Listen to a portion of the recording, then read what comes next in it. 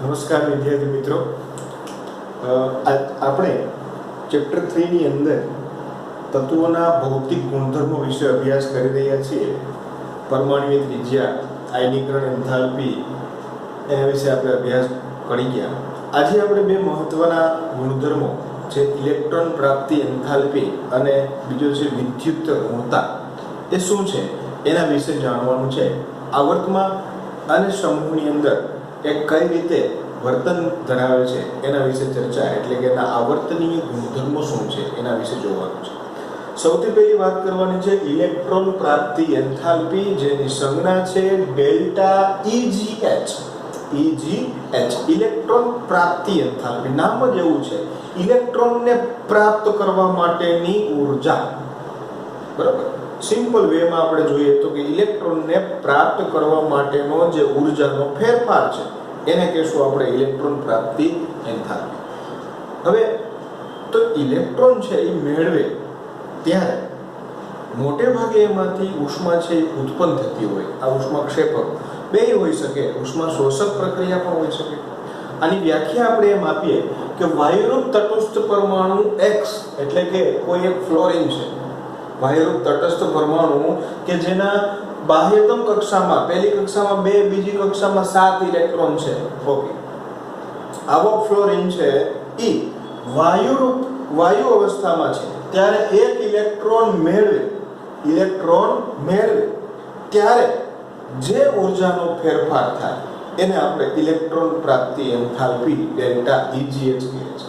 કે એક ઇલેક્ટ્રોન દાખલ થઈ ઋણ આયન બને ત્યારે થતા એન્થાલ્પી ફેરફારને ઇલેક્ટ્રોન પ્રાપ્તિ એન્થાલ્પી ડેલ્ટા EGH તરીકે ઓળખવામાં આવે છે. આની પહેલાનો આપણે ચેપ્ટર ભણ્યું હતા ત્યારે મેં કીધું હતું કે જ્યારે ઇલેક્ટ્રોન છે એ દાખલ થાય અનંત અંતરે હોય અને ત્યારે એ કક્ષામાં આવે ત્યારે એમાંથી ઊર્જાનું ઉત્સર્જન કરે છે. અને ઉર્જાનું ઉત્સર્જન કરે એટલે ઉષ્મા ક્ષેપક પ્રક્રિયા થઈ અને એનું મૂલ્ય છે એ માઇનસ છે એ હોય છે. એટલે ઇલેક્ટ્રોન પ્રાપ્તિ એન્થાલ્પી વિશે આપણે ઋણ બને છે, ઓછું ઋણ બને છે, વધારે ઋણ બને છે એવા શબ્દનો ઉપયોગ કરશું. વધારે ઉર્જા છૂટી પડતી હોય તો એ વધારે ઋણ બને છે. આ ઘટના ઉષ્મા ક્ષેપક કે ઉષ્મા શોષક હોઈ શકે અને તેનો આધાર એ તાપમાન ઉપર હોય છે. એકમ એનો કિલોજૂલ પ્રતિ મોલ છે ઓર કિલો કેલરી પ્રતિ મોલ છે. સમૂહ 17 ના તત્વો, એટલે મેં જેમ ફ્લોરિનની વાત કરી એમ કે ફ્લોરિન, ક્લોરિન, બ્રોમિન અને આયોડિન, આ બધાની બાહ્યતમ કક્ષામાં 7 ઇલેક્ટ્રોન ઓલરેડી છે. એને એક જ ઇલેક્ટ્રોન જોઈએ છે અષ્ટક પૂર્ણ કરવા માટે. એટલે એ ઝડપથી એક ઇલેક્ટ્રોન મેળવશે. એટલે 17મા સમૂહના તત્વોની ઇલેક્ટ્રોન પ્રાપ્તિ એન્થાલ્પીના મૂલ્યો વધારે ઋણ છે એ જોવા મળે છે. એમાં પણ ફ્લોરિનની વાત કરીએ આપણે કે ફ્લોરિનનું કદ નાનું છે અને તે ઇલેક્ટ્રોનને પોતાની તરફ ઝડપથી આકર્ષે છે. એટલે એની ઇલેક્ટ્રોન પ્રાપ્તિ એન્થાલ્પીનું મૂલ્ય વધારે ઋણ છે એ જોવા મળે છે. ઇલેક્ટ્રોનને આકર્ષવો છે તો ઇલેક્ટ્રોનને આકર્ષવા માટે કેન્દ્રનું આકર્ષણ બળ છે, અસરકારક કેન્દ્રીય વીજભાર વધારે હોય, કદ નાનું હોય તો ઝડપથી આકર્ષી શકે. બરોબર છે. જો કદ મોટું હોય તો કેન્દ્રનો અસરકારક કેન્દ્રીય વીજભાર એ ઇલેક્ટ્રોન ઉપર ઓછો હશે અને માટે એનું જે આકર્ષણ બળ ઓછું થશે અને તેની ઇલેક્ટ્રોન પ્રાપ્તિ એન્થાલ્પીનું મૂલ્ય ઓછું ઋણ થશે. જોઈએ કે સમૂહ 17 ના તત્વો હેલોજન સમૂહના ડેલ્ટા EGH નું મૂલ્ય વધુ ઋણ હોય છે. મેં અંડરલાઈન કરી છે અને યાદ રાખજો, વધુ ઋણ. કારણ કે વધારે ઊર્જા છે એ મુક્ત કરે છે. કારણ કે તેઓ એક જ ઇલેક્ટ્રોન સ્વીકારી સ્થાયી ઉમદા વાયુ તત્વો જેવી ઇલેક્ટ્રોન રચના પ્રાપ્ત કરે છે. સ્થાયી ઉમદા વાયુ, કારણ કે 17મો સમૂહ પછી તરત જ 18મો સમૂહ છે અને 18મા સમૂહના જે ઇલેક્ટ્રોન રચના છે એ 17મા સમૂહના તત્વો એક ઇલેક્ટ્રોન મેળવી અને પ્રાપ્ત કરે છે, જે સ્થાયી ઇલેક્ટ્રોન રચના છે. ઉમદા વાયુ તત્વોની ડેલ્ટા EGH નું મૂલ્ય વધારે ધન હશે, આ પણ યાદ રાખજો. હવે ઉમદા વાયુ એટલે કે 18મા સમૂહના જે તત્વો છે તેના ડેલ્ટા EGH નું મૂલ્ય એ વધારે ધન છે, કારણ કે સ્થાયી ઇલેક્ટ્રોન રચના છે. એમાં જો નવો ઇલેક્ટ્રોન ઉમેરવો હોય તો નવી કક્ષામાં દાખલ થશે, અને નવી કક્ષામાં દાખલ થાય તો એ જે વ્યવસ્થા છે, ઇલેક્ટ્રોન રચના છે, એ અસ્થાયી થશે, અને માટે એના માટે એને વધારે ઉર્જા આપવી પડશે, એટલે એનું મૂલ્ય છે એ ધન જોવા મળે છે. જો કે વધારે ધન છે, કારણ કે નવો ઇલેક્ટ્રોન દાખલ થાય ત્યારે નવા શક્તિ સ્તરમાં જઈ, કારણ કે એ શક્તિ સ્તર તો પૂરું થઈ ગયું, એના પછીના નવા શક્તિ સ્તરમાં જઈ અસ્થાયી ઇલેક્ટ્રોન રચના બનાવે છે, અને માટે સમૂહ 18 ના તત્વોની ઇલેક્ટ્રોન રચના છે એ ધન જોવા મળે છે. તમારી બુકની અંદર સમૂહ 18 ના તત્વોની ઇલેક્ટ્રોન રચના આપેલી છે, એ તમે જોજો. એમાં 17મા સમૂહની આપી છે, 18માની પણ આપી છે, સમૂહ 1 ની પણ આપી છે. તો એ બધાની કમ્પેરિઝન કરશો તો આ ગુણધર્મો છે એ સારી રીતે સમજાશે.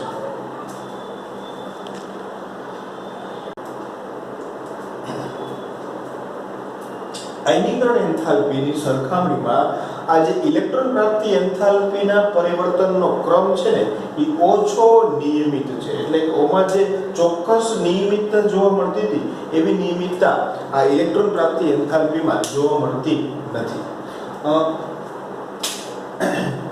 આની અંદર એક વાત કરી દો કે ડેલ્ટા EGH જો તમે આવર્તમાં ડાબેથી જમણે જાઓ તો વધારે ઋણ બનતું રહે છે. બરોબર, યાદ રાખજો, ડાબેથી જમણે જાવ એમ વધારે ઋણ બને છે. એનું કારણ શું? તો આપણે આગળ ભણી ગયા કે જ્યારે જ્યારે ડાબેથી જમણે જાય ત્યારે પરમાણુનું કદ છે એ નાનું થતું જાય, પરમાણુ છે એ નાનો થતો જાય. પરમાણુ નાનો થતો જાય એનો મતલબ કે એનું કેન્દ્રથી બાહ્યતમ કક્ષા સુધીનું જે અંતર છે એ ઓછું થતું જાય. એટલે કે આ કેન્દ્રનો બાહ્યતમ કક્ષાના ઇલેક્ટ્રોન પ્રત્યેનો અસરકારક કેન્દ્રીય વીજભાર વધે. ઈ અસરને લીધે ઇલેક્ટ્રોનને પોતાની તરફ ઝડપથી આકર્ષી શકે, એટલે ઈ જે મૂલ્ય છે એ વધારે ઋણ બનતું જાય. જો કે આવર્તમાં ડાબેથી જમણી તરફ જતા અસરકારક કેન્દ્રીય વીજભાર વધે છે. નાના પરમાણુમાં ઇલેક્ટ્રોન જોડાવાનું સરળ બને છે, કારણ કે ત્યાં આકર્ષણ બળ વધારે હોય કેન્દ્રનું. કારણ કે દાખલ થયેલો ઇલેક્ટ્રોન ધન વીજભારિત કેન્દ્રની નજીક હોય છે, જેથી ડેલ્ટા EGH કેવું બને? વધુ ઋણ બને છે. સમજણની વાત. આવર્તમાં ડાબેથી જમણે તરફ જતા પરમાણુનું કદ નાનું થાય, કેન્દ્રનું આકર્ષણ બળ વધે, દાખલ થતો ઇલેક્ટ્રોન સરળતાથી દાખલ થાય, માટે એનું મૂલ્ય એ વધુ ઋણ હોય છે. 18મા સમૂહને પાછો બાકાત રાખવાનો છે, એ આમાં અપવાદ છે, કારણ કે 18મો સમૂહ પૂર્ણ ભરાયેલી ઇલેક્ટ્રોન રચનાઓ ધરાવે છે, અને એની અંદર ઇલેક્ટ્રોન દાખલ કરવો એ વધારે મુશ્કેલ છે. એટલે 18મા સમૂહનું જે ઇલેક્ટ્રોન પ્રાપ્તિ એન્થાલ્પીના મૂલ્યો છે એ ધન જોવા મળે છે.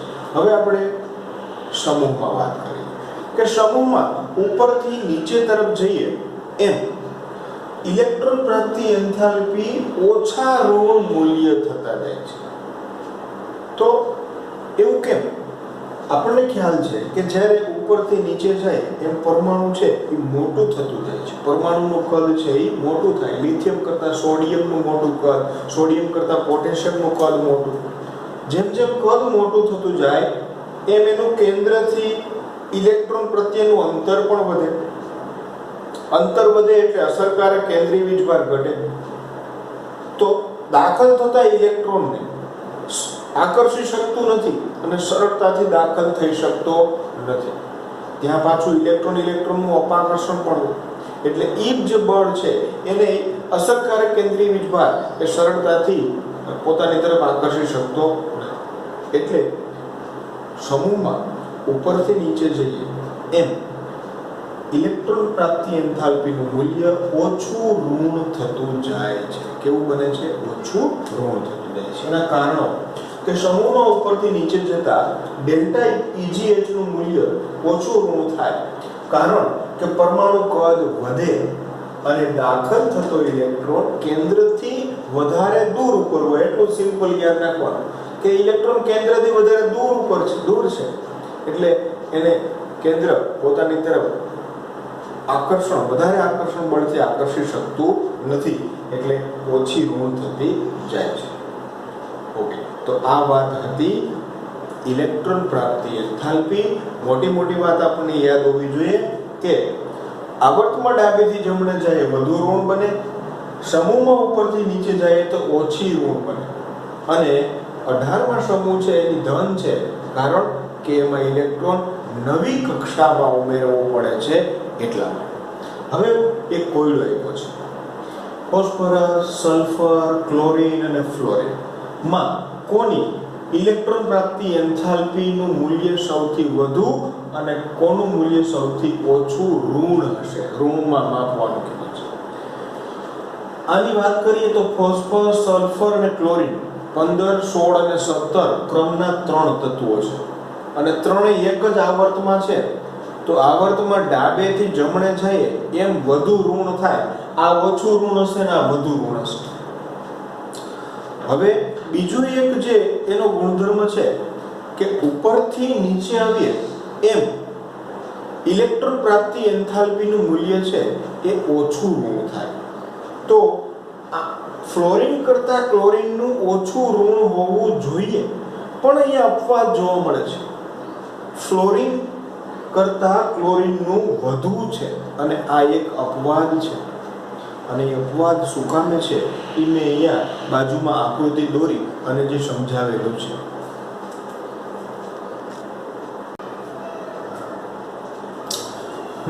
તો કે ફ્લોરીન કરતા ક્લોરીન ઓછું હોવું જોઈએ પણ વધારે છે એનું રીઝન કે ફ્લોરીનમાં એક ઇલેક્ટ્રોન દાખલ કરવો છે, અને એવી જ રીતે એક ઇલેક્ટ્રોન છે એ ક્લોરીનમાં દાખલ કરવો છે. બરોબર, આ ઇલેક્ટ્રોન છે એ આમાંય દાખલ કરવો છે અને આમાંય દાખલ કરવો છે.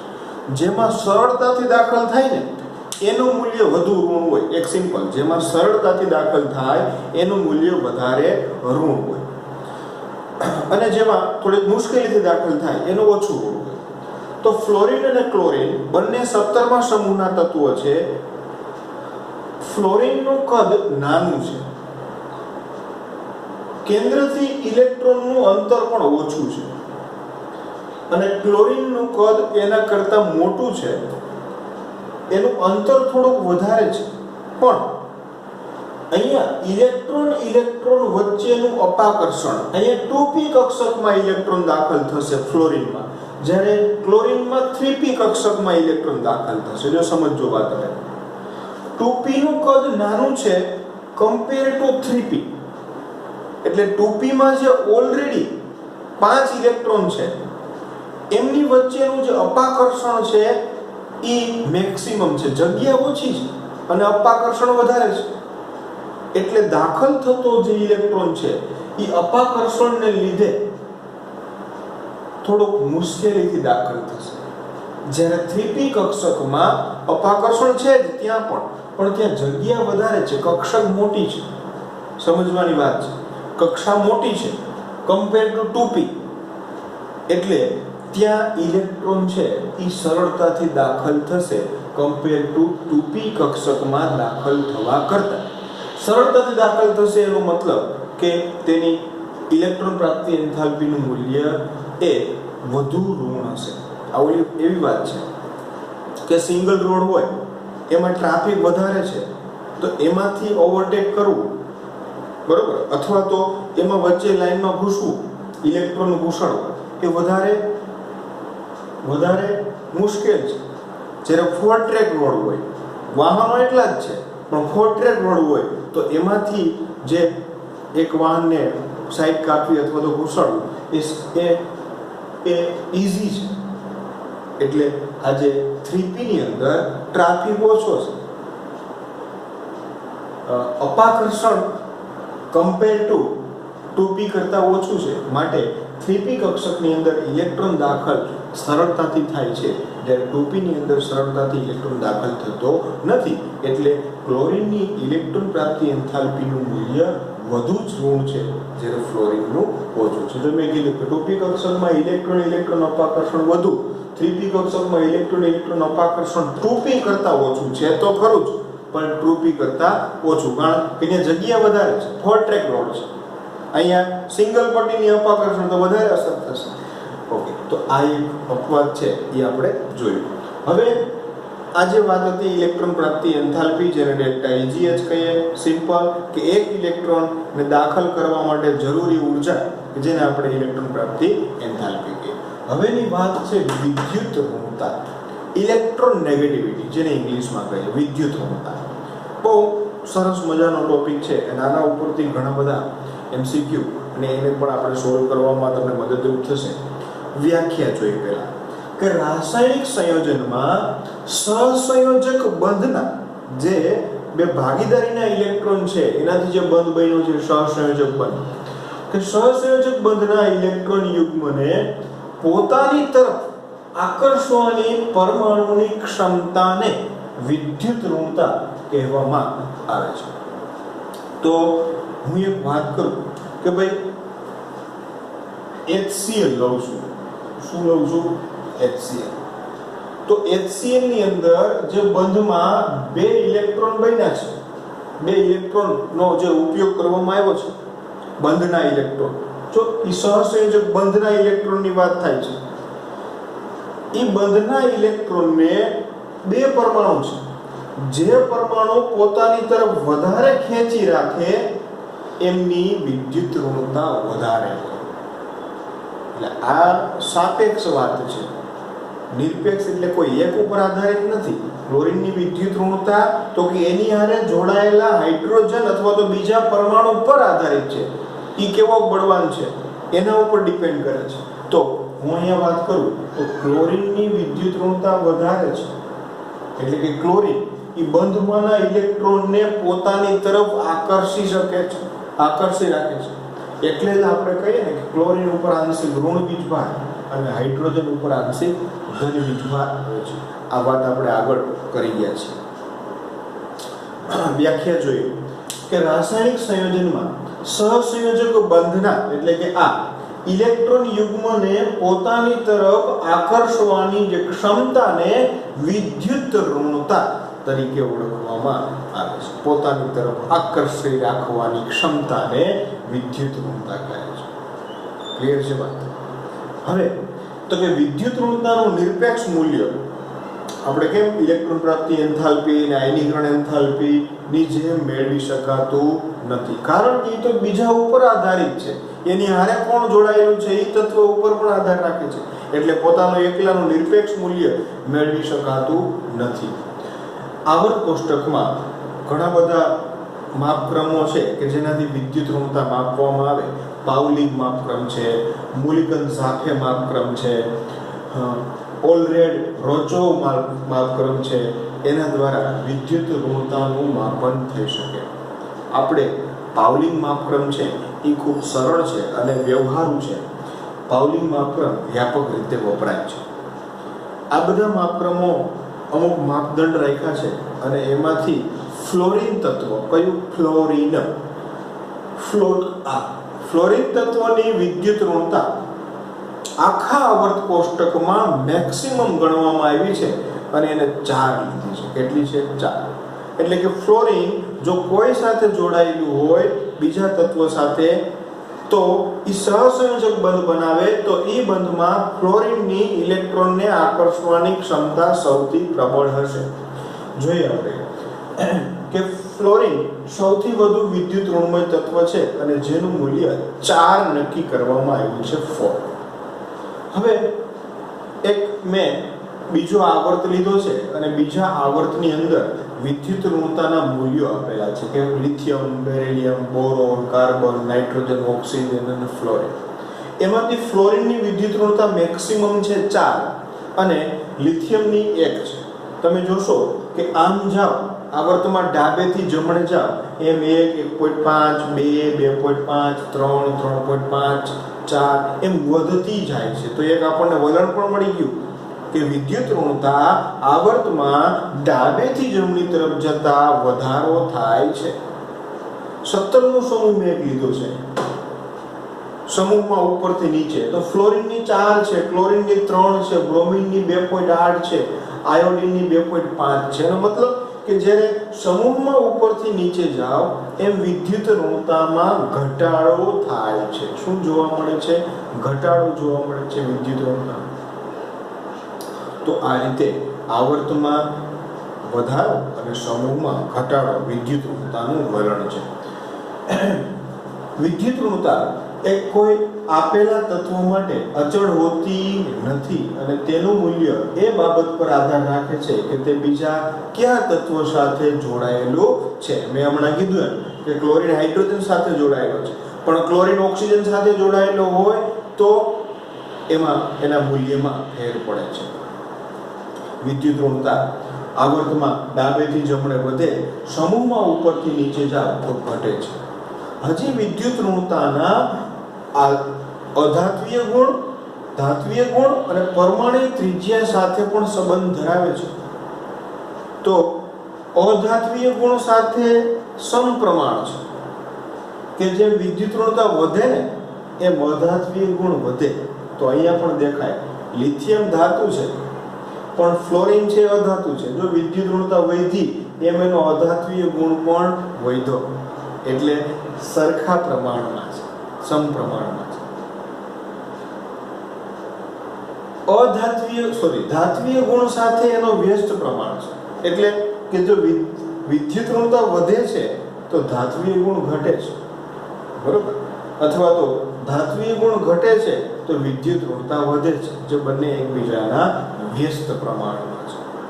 એના પછીની વાત કરીએ પરમાણુ ત્રિજ્યા. આપણને ખબર છે કે સમૂહમાં આવર્તમાં ડાબેથી જમણે જાવ એમ કદ છે એ નાનું થતું જાય.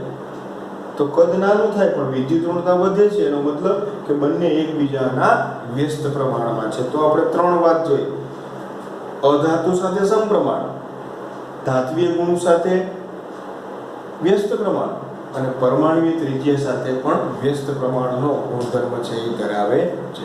તો આપણે જોયું કે વિદ્યુત ઋણતા એની આવર્ત અને સમૂહની અંદર એની લાક્ષણિકતા જોઈ. હજી એના જે આ ગુણધર્મો છે એ એના વિશે આજે મેં ચર્ચા કરી એ જ ચર્ચા જોઈ.